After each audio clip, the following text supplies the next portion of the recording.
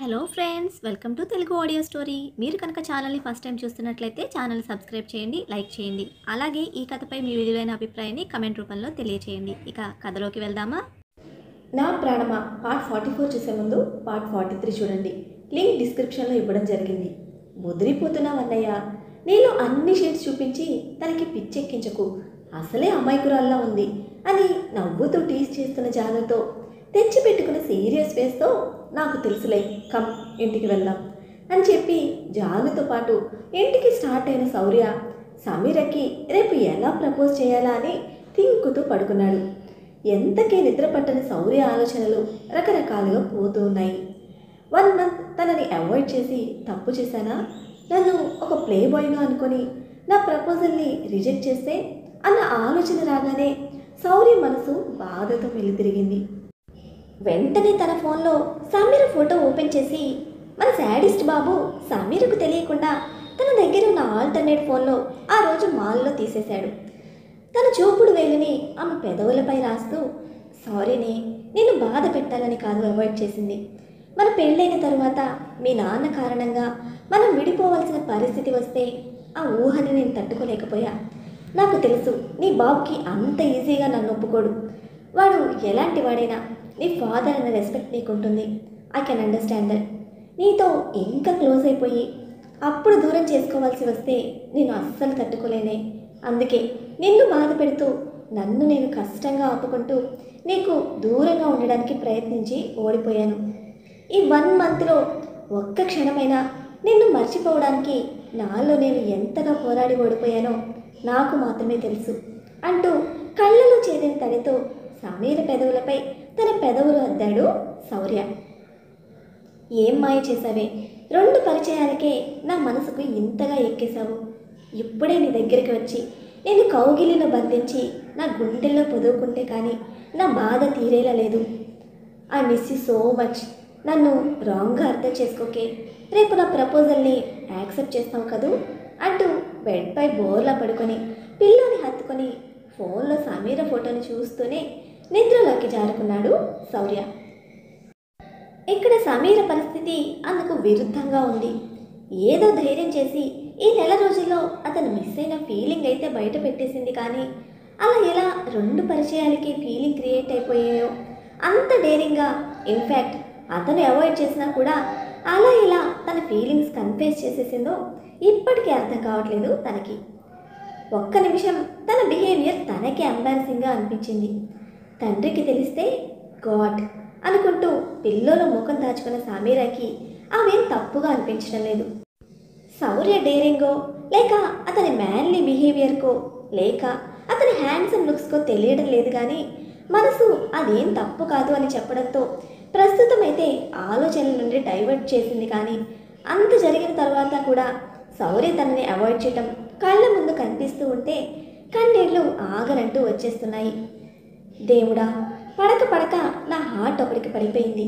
ఆ ఒక్కడు ప్లేబాయ్ అవ్వడం ఏంటి నా కర్మ కాకపోతే అనుకుంటూ ఇంకోసారి శౌర్య ఎదురు పడితే వీక్ అయిపోకుండా స్ట్రాంగ్గా ఉండాలని అనుకుంటూ ఏడ్చుకుంటూనే నిద్రలోకి జారుకుంది ఎప్పటికో.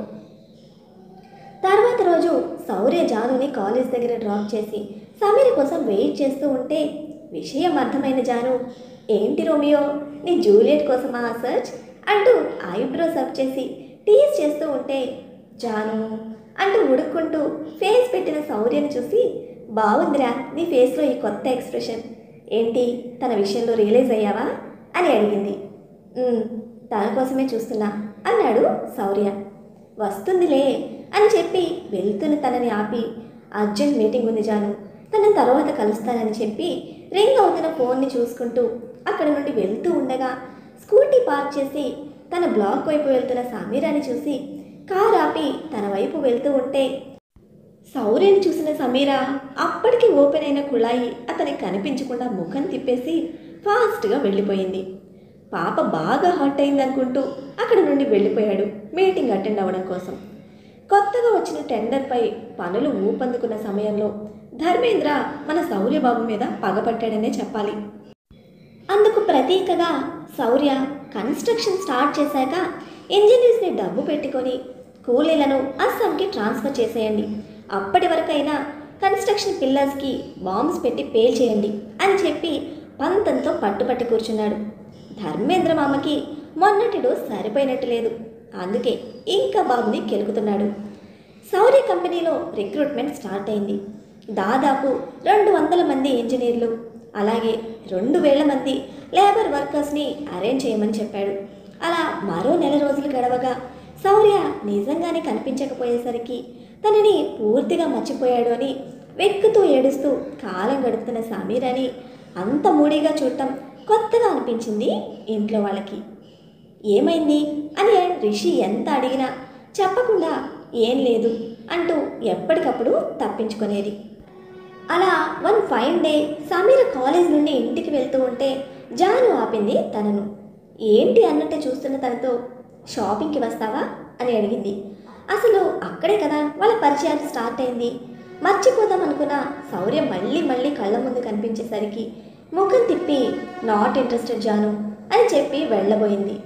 జాను సమీర స్కూటీకి చేతిలోకి తీసుకొని ప్లీజ్ సమీరా కాదనకు, నీ టేస్ట్ నాకు నచ్చుతుంది అని చెప్పి 10 నిమిషాలు బ్రతిమిలాడాక సరే అని చెప్పక తప్పలేదు సమీరాకి. స్కూటీ ఇక్కడే వదిలే, మనం కారులో వెళ్దాం అంది జాను.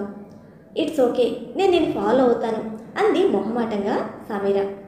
నిన్ను నమ్మలేను తల్లి, అక్కడ నుండి యూటర్న్ తీసుకొని ఇంటికి వెళ్ళిపోతావు నువ్వు అని చెప్పి సమీరాని కారులోకి తోసి డ్రైవర్తో పోనివ్వమని చెప్పింది. కార్ స్టార్ట్ అవ్వగానే తన ఫోన్లో ఎవరికో మెసేజ్ సెండ్ చేసి సమీరాతో చిట్ చాట్ స్టార్ట్ చేసింది. ఎందుకు కోపంగా ఉన్నావు అంటూ. నాకెందుకు కోపం, ఐఎమ్ ఆల్ రైట్ అని చెప్పి విండో వైపు చూస్తున్న తన ఫేస్ జాను వైపు తిప్పుకొని హే కోపం లేకపోతే ఎందుకు ఈ కన్నీళ్ళు అని అడిగింది బాధగా. అప్పటికే సమీర బుగ్గపై జారుతున్న కన్నీటిని తుడుస్తూ. ఇంకేం మాట్లాడకుండా సైలెంట్గా జానుని హగ్ చేసుకొని ఏడ్చేసింది సమీర. మీ అన్నయ్య పెద్ద ప్లేబాయ్ జాను, 2 మీటింగ్స్లోనే నా హార్ట్లో ఫీలింగ్స్ క్రియేట్ చేసి ఇప్పుడు తప్పించుకొని తిరుగుతున్నాడు. I hate him. 2 నెలలుగా నన్ను బాధ పెడుతున్నాడు ఈడియట్ అంటూ చిన్న పిల్లలా ఏడ్చేస్తున్న సమీర అమాయకత్వం జానుకి కూడా నచ్చేసింది. సమీరా, శౌర్య నా అన్న అని చెప్పడం లేదు. He's very good at heart. ఒకసారి ఓన్ చేసుకుంటే వాళ్ళ కోసం ఏమైనా చేస్తాడు, ఎంత దూరమైనా వెళ్తాడు. ఇంతవరకు వాడి కోసం ఎంతమంది ట్రై చేసినా వాడు కనీసం కన్సిడర్ కూడా చేయలేదు అని శౌర్య గురించి చెప్పుకుపోతుందే కానీ శౌర్య తనని ఎంతగా ప్రేమిస్తున్నాడో, అతని మనసులో తనకున్న స్థానం ఏమిటో అతని కళ్ళని చూసే కనిపెట్టిన జాను ఆ విషయం శౌర్య నోటి నుండి విన్నప్పుడు తన కళ్ళలో కనిపించే సంతోషాన్ని శౌర్య ఎంజాయ్ చేయాలని అనుకుంటుంది జాను. ఇట్స్ ఓకే, వాడు వర్క్లో బిజీ అయిపోయాడు సమీరా, ఇంటికి కూడా టైంకి రావడం లేదు అని చెప్పి తనని ఓదార్చే ప్రయత్నం చేసింది. అయినా అదంతా పాపకి ఎక్కుతుందా, కావాలనే అవాయిడ్ చేశాడన్న పాయింట్ ఒక్కటి బ్రెయిన్లో ఫిక్స్ చేసి కోపం మాత్రం పైకి చూపిస్తుంది. కాసేపటికి కారు షాపింగ్ మాల్ ముందు కాకుండా ఒక రెస్టారెంట్ ముందు ఆగి ఉంటే ఇదేంటి అని ఆశ్చర్యంగా చూస్తూ ముందుకు చూస్తున్న సమీర అదే డౌట్ నివృత్తి చేసుకోవడానికి వెనక్కి తిరగ్గా అక్కడ జానుతో పాటు శౌర్య కూడా కనిపించాడు. ఒక్కసారిగా పాప కళ్ళలో కోపం థమ్సప్లా బుస్సుమని పొంగడంతో అక్కడి నుండి వెళ్ళిపోదామని కోపంగా అడుగులు ముందుకు వేస్తున్న సమీర హ్యాండ్ పట్టుకొని ఆపేశాడు శౌర్య. ఫస్ట్ కోపంగా తన వైపు చూసినా వెంటనే చూపు తిప్పేసి జాను వైపు చూసింది సమీర. నవ్వు ఆపుకుంటున్న తనని చూస్తూ నువ్వు కూడానా జాను అంది బేలగా. సారీ వదినా, ముందే చెప్తే రావని ఇలా చేయాల్సి వచ్చింది అని తన చెవులు పట్టుకొని సారీ అడుగుతున్నట్టు చెప్పి నేను పైన వెయిట్ చేస్తానన్నయ్య, కమ్ సూన్ విత్ వదిన అని వదిన అనే రిలేషన్ని స్ట్రెస్ చేసి చెప్పిన జానుని వింతగా చూసింది సమీర. జాను పైకి వెళ్తే తనని గార్డెన్లోకి లాక్కెళ్ళాడు శౌర్య. హే వదులు అంటూ బొంగ మూతి పెట్టుకొని శౌర్యను చూడకుండా మొహం తిప్పుకుంది. వదలటానికి కాదు పట్టుకుంది అని చెప్తున్న శౌర్యను ఎరుపెక్కిన కళ్ళతో చూస్తూ ఈ మాటలు వినే 2 నెలలుగా నన్ను నేను కోల్పోయాను అంటూ తన చేతిని అతని చేతి నుండి విదిలించుకొని ఏటో చూస్తూ నిలబడింది. ఇప్పటి నుండి కూడా అలాగే అవుతుంది, కానీ ఆ యాంగ్రీ ఫేస్ నీకు అస్సలు సెట్ అవ్వలేదు, కొంచెం నవ్వవే అన్నాడు హస్కీ వాయిస్తో. చివాల్న అతన్ని చూసి కొంచెమైనా సిగ్గుండాలి నాతో ఇలా మాట్లాడడానికి అంది పౌరుషంగా. పెళ్ళాం దగ్గర సిగ్గుంటే చాలా పనులు పెండింగ్లో పడిపోతాయి పాప. నాకు మామూలుగానే సిగ్గు తక్కువ. ఇప్పుడు నాలో లేని యాంగిల్ కోసం వెతకడం ఎంతవరకు కరెక్ట్, నువ్వే చెప్పు అన్నాడు సమీరకు దగ్గరగా వచ్చి వెనక నుండి హత్తుకుంటూ. అంతే, ఇన్నాళ్ల మిస్సింగ్కి తోడు అతని టచ్కి ఒక్కసారిగా ఎలక్ట్రిక్ షాక్ కొట్టినట్టు అనిపించడంతో మాటలు మర్చిపోయి మత్తుగా కళ్ళు మూసేసింది. తన గుండె బుల్లెట్ ట్రైన్ వేగంతో కొట్టుకుంటోంది. గొంతెండిపోయి గుటకలు మింగుతున్న సమీరాకి అంత క్లోజ్నెస్కి మతిపోయింది. కాసేపటికి తేరుకొని నడుము చుట్టుకున్న అతని చేతుల మీదుగా గట్టిగా గిచ్చింది. ఓయ్, ఇంత గట్టిగా గిచ్చావంటే రాక్షసి అంటూ ముద్దుగా కసిరి హ్యాండ్స్ వెనక్కి తీసుకొని దూరంగా జరిగాడు. సమీరా ఇంకేం రెస్పాండ్ అవ్వకుండా అలిగి అక్కడి నుండి వెళ్ళబోతే ఆపాడు. వదలకపోతే గిచ్చడం కాదు, చంపుతా అంది విసురుగా. ఆ రైట్స్ నీకు నెల క్రితమే ఇచ్చేశాను, కానీ కొంచెం ఆ కోపం తగ్గించుకొని నేను చెప్పేది విను బేబీ అంటూ మళ్ళీ దగ్గరికి వస్తున్న శౌర్యని ఏదో అనుబోయి నడుమును తాకిన అతని చేతి వేళ్ల స్పర్శకి మనసులో కలుగుతున్న అలజడికి సమీర సౌండ్ మ్యూట్ అయ్యేసరికి శౌర్య ఇనీషియల్ స్టెప్ తీసుకుంటూ సమీరని పక్కనే ఉన్న మెటల్ బెంచ్పై కూర్చోపెట్టి పక్కనే తను కూర్చున్నాడు. తల దించుకుంది కానీ ఏం మాట్లాడలేదు సమీర. సారీ అన్నాడు చిన్నగా. ఓయ్ అంటూ హ్యాండ్ పట్టుకోబోతే వెనక్కి తీసుకుంది సమీర. ఫేస్ చూస్తే తెలుస్తుంది ఏడుస్తుంది అని. ఇప్పుడు ఎందుకు ఏడుస్తున్నావే అంటూ తన గుండెకు హత్తుకున్నాడు శౌర్య. అలా సమీరని ఏడుస్తూ చూస్తూ ఉంటే చెప్పలేని పెయిన్ అతని గుండెల్లో ఫేస్ చేయడం అబ్జర్వ్ చేస్తున్నాడు అతను. శౌర్య అలా హత్తుకోగానే ముందు మొండికేసిన గత 2 నెలలుగా ఏదైతే సాంత్వన కోరుకుందో అది లభించేసరికి అతనిలో ఒదిగిపోతూ చిన్న పిల్లల ఎక్కుతూ ఏడుస్తూ ఉంటే తన భుజం పైనుంచి వెన్ను మీదుగా నిమురుతూ డోంట్ క్రై సమీ, నా హార్ట్ మెల్ట్ అయిపోతుంది నేను ఇలా చూస్తూ ఉంటే. బట్ సారీ, నువ్వు ఏడవడానికి రీజన్ నేనే అయినందుకు అని చెప్పగానే నెమ్మదిగా తనను తాను కంట్రోల్ చేసుకొని శౌర్యకి దూరం జరిగి కన్నీళ్లు తుడుచుకుంది. శౌర్య సైగ చేస్తే రాజ్ తీసుకొచ్చి వాటర్ బాటిల్ అందించాడు. అవి సమీరకి ఇవ్వగానే తాగింది. ఇప్పుడు నార్మల్ అయ్యావా అని అడిగాడు. అని చెప్పి శౌర్య కళ్ళలోకి సూటిగా చూస్తూ ఇప్పుడు ఇక్కడికి ఎందుకు తీసుకొచ్చారు, ఇంటికి వెళ్ళాలి నేను అని అడిగింది. అర్థం కాలేదా ఎందుకు తీసుకొచ్చాను అంటూ తన కళ్ళలోకి సూటిగా చూశాడు. అంటూ సమాధానమిచ్చిన సమీరకి కొంచెం దగ్గరగా జరిగి కూర్చొని ఇప్పుడు అని అడిగాడు. అంది తను కొంచెం వెనక్కి జరుగుతూ. తనకి అతుక్కునేలా కూర్చొని సమీరని వెనక్కి జరగకుండా పట్టుకొని ఇప్పుడు అని అడిగాడు. ఓరగా అతని కళ్ళలోకి చూస్తూ లేదు అన్నట్టే తలూపిన సమీర నడుము చుట్టూ చేయి వేసి దగ్గరకు లాక్కొని ఆమె ముఖానికి తన ఊపిరి తాకేంత దగ్గరగా తీసుకొచ్చాడు శౌర్య. దెబ్బకి బిక్క చచ్చిపోయింది సమీర. భయంగా చూస్తూ ఏం చేస్తున్నావు, అందరూ ఉన్నారు అంటుంటే చూసే అంటున్నావా అందరూ ఉన్నారని అన్నాడు చెవి పక్కిన పెదవులు అద్దుతూ. శౌర్య ప్లీజ్ అంటూ అతని ఛాతీ మీద చెయ్యేసి వెనక్కి జరపడానికి ట్రై చేసింది అతి కష్టంగా.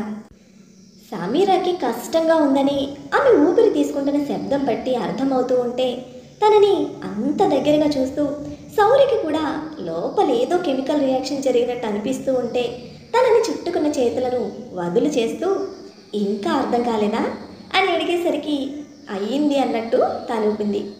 ఏమైంది నవ్వుతూ అడిగిన అతన్ని కళ్ళలోకి సూటిగా చూడలేక చూపు తిప్పేసి ఎందుకు అవాయిడ్ చేశారు నన్ను ఇన్ని రోజులు అంది. అవాయిడ్ చేయలేదు, వర్క్లో బిజీ అయ్యాను అంతే. కానీ శౌర్య అంటున్న తనతో లిజన్ బేబీ, కొత్తగా వచ్చిన టెండర్ వల్ల వర్క్ బర్డన్ ఎక్కువగా ఉంది, కానీ నేను మాత్రం ప్లే బాయ్ని కాదు, నా లైఫ్లో ఫస్ట్ అమ్మాయివి నువ్వే అని చెప్పి ఆగిన శౌర్యకు లాస్ట్ కూడా నేనే అవ్వాలి అంటూ సమీర నుండి వెంటనే వచ్చిన ఆన్సర్కు ఒక్క క్షణం ఆశ్చర్యపోయిన తను 2 పరిచయాలకే సమీరకి తన మీద అంత ప్రేమ ఎలా వచ్చిందో అర్థం కాక సన్నగా నవ్వుతూ ఎందుకే అంత ఇష్టపడుతున్నావు నన్ను అని అడిగాడు సూటిగా. ఇష్టం కాదు శౌర్య, ప్రేమ. కలిసింది 2 సార్లే అయినా your love and intense look made me so addicted to you అని చెప్పి మన శౌర్యబాబు హార్ట్లో పర్మనెంట్ గుడి కట్టించుకొని దేవతలా విగ్రహించబడింది. సున్నితంగా ఆమెను హత్తుకున్న అతను సమీర మెడవంపులో పెదవులు అద్దుతూ, I'm lucky to have you Sami. Reason ఏదైనా సరే, ఫ్యూచర్లో ఎలాంటి సిచ్యుయేషన్ వచ్చినా కూడా నేను వదులుకోను అని చెప్పాడు. ఫ్యూచర్లో జరగబోయేది ముందే చూసినట్టుగా. I love you from the core of my heart అంటూ సమీర పెదవులపై తన పెదవులు అద్ది 2 నెలల నుండి సమీర పడుతున్న బాధని దూరం చేసేశాడు. సమీర కూడా శౌర్య చుట్టూ హ్యాండ్స్ వేసి ఎత్తుకొని, అలవాటైపోయావు శౌర్య, ప్లీజ్ ఇంకెప్పుడు అవాయిడ్ చేయకండి అని చెప్పింది. ఇంత క్యూట్గా చెప్తే ఎవరైనా కాదు అంటారా? నో వే అంటూ కౌగిలి బిగించాడు. సేఫ్ అండ్ సెక్యూర్గా అనిపిస్తున్న అతని బిగి కౌగిలిలో వెచ్చగా ఒదిగిపోతున్న సమయంలో శౌర్య ఫోన్ రింగ్ అయింది. ఆన్సర్ చేసి, చెప్పు జాను అన్నాడు. మీ రొమాన్స్ అయిపోతే పైకి రండి, నాకు ఆకలిగా ఉంది అంది కడుపులో ఎలుకలు రన్నింగ్ రేస్ పెట్టుకుంటే వాటిని ఆపలేక. హహా వస్తున్నా అని చెప్పి కాల్ కట్ చేసి, సమీ వెళ్దామా అని అడిగాడు. అని తను దూరం జరుగుతూ ఉంటే చూస్తూ, ఇందాక ఏడ్చావు కదా అని అడిగాడు. అంటూ నవ్వుతూ తలూపిన తనని చూసి తాను కూడా నవ్వుతూ, ఇంకెప్పుడు ఏడవకు, నువ్వు ఏడిస్తే నాకు అస్సలు నచ్చలేదు, నిజం చెప్తున్నా అని సిన్సియర్గా చెప్పిన అతని మాటల్లో నిజాయితీ చెల్లిస్తూ ఉంటే అలాగే అన్నట్టు మరోసారి తలూపి శౌర్య కళ్ళలో చిక్కుకుంది. క్యూట్ అని సమీర బుగ్గ మీద ముద్దు పెట్టి తనని తీసుకొని పైకి వెళ్తూ ఉంటే ఆపి, ఇంటికి వెళ్తాను అంది మొహమాటంగా. డిన్నర్ చేశాక నేనే డ్రాప్ చేస్తాను, ప్లీజ్ డోంట్ సే నో యార్ అనగానే కాదు అనలేకపోయింది తనింకా. పైకి వెళ్ళేసరికి జాను ఫుడ్ ఆర్డర్ కూడా ఇచ్చేసింది. సమీర జాను వైపు గుర్రుగా చూస్తూ ఉంటే, అలా చూడకు వదిన, అన్నయ్య ప్లాన్ ఇది అని చెప్పి తను తప్పించుకుంది. వదిన అన్నందుకు శౌర్య పెదవులు చిన్నగా విచ్చుకుంటే సమీర సిగ్గుపడుతూ, అప్పుడే అలా పిలవకు జాను, I will feel a little bit awkward అంది. ఏం నేను నీకు సరిపోనా అని సూటిగా అడిగిన అతని మాటకి సర్రును చూస్తూ, అలా అన్నానా నేను? కానీ అప్పుడే స్టడీస్ అవ్వకుండా ఇలా పిలిపించుకుంటే కాలేజ్లో ఎవరైనా వింటే ఏమనుకుంటారో అని నా భయం అంది ఎక్స్ప్లెనేషన్ ఇస్తూ. ఏమనుకోరు, మహా అనుకుంటే నువ్వు నాకు రిజర్వ్ అని అనుకుంటారు అంతే. జాను నువ్వు తనని వదిన అనే పిలువు అన్నాడు ఆర్డర్ వేస్తున్నట్టు. ఇద్దరికీ ఏమని చెప్పాలో తెలియక నా కంఫర్ట్ని బట్టి పిలుస్తా, ఇప్పుడే కలుసుకున్నారు, మీరు గొడవ పడకండి అని చెప్పి సీరియస్ డిస్కషన్ని నార్మల్ టాక్స్ వైపు తీసుకెళ్ళింది జాను. జానుతో మాట్లాడుతూ సమీరని అబ్జర్వ్ చేస్తున్నాడు శౌర్య. సమీర కూడా అతన్ని చూస్తుంది, రెప్ప కూడా వేయకుండా. వాళ్ళని గమనించిన జాను అంది, తను నీ విషయంలో నీకంటే ఎక్కువ జెన్యూన్గా ఉందన్నయ్య, నువ్వు చీట్ చేసావనుకొని చాలా ఏడ్చింది తను, పాపం నాకే జాలనిపించింది అంటూ జాను తన ఫ్లోర్లో తను చెప్పుకుంటూ వెళ్ళిపోతే టేబుల్ కింద నుండి సమీర కాలిపై చేయేసి ప్రెస్ చేశాడు శౌర్య. తినేది కాస్త స్పూన్ వదిలేసింది ప్లేట్లో. భయంగా శౌర్య వైపు చూస్తూ ఉంటే, ఏం వదినా అవన్నీ నువ్వు అన్నావా లేదా అంటూ జాను అడుగుతూ ఉంటే ఊ అంటుందే తప్ప మాట్లాడలేదు సమీర. శౌర్య మాత్రం తనకి ఏం తెలియనట్టు అమాయకంగా తింటూ ఉంటే, వదినకి ఏమైంది సడన్గా అనుకుంటూ తల్లి కాల్ చేసేసరికి ఫోన్తో పక్కకు వెళ్ళింది జాను. తను వెళ్ళగానే సమీర శౌర్య చేతిపై ఒక్కటేసి, ఇలాగైనా బిహేవ్ చేసేది పబ్లిక్లో అంటూ చిరుకోపంగా శౌర్యకి దూరం జరగపోతే తనని ఆపి నడుము పట్టుకొని మీదకి లాక్కొని ప్లేట్లో ఉన్న జీడిపప్పు పెదవుల మధ్య పెట్టుకొని సమీర పెదవులని మూసేశాడు. ఆ పప్పు ఎవరి దగ్గరికి వెళ్ళిందో కానీ డీప్ కిస్కి 5 పంటిగాట్లు పడ్డాయి సమీర పెదవులకి. సిగ్గు కోపం కలగలిపి చూపిస్తున్న తనని వదులుతూ, మరీ ఎంత క్యూట్గా ఉండకూడదు తెలుసా, అట్రాక్షన్, లవ్, రొమాన్స్ అనేవి తెలియని అమాయకుడిని చెడగొట్టేశావే రాక్షసి అంటూ మరోసారి ముందుకు వస్తున్న అతన్ని ఆపి, లిప్స్ మంటగా ఉన్నాయి, త్వరగా తినండి, నేను ఇంటికి వెళ్ళాలి, డాడ్ కంగారు పడతారు అని చెప్పేసరికి అప్పటి వరకు నార్మల్గా ఉన్న శౌర్య ఫేస్లో ఎక్స్ప్రెషన్స్ మారిపోయాయి. మరి సమీర ఫాదర్తో ఉన్న శత్రుత్వం గురించి సమీరతో చెప్తాడా శౌర్య? వాళ్ళ పెళ్ళికి శౌర్య దగ్గర ఉన్న సొల్యూషన్ ఏమిటి?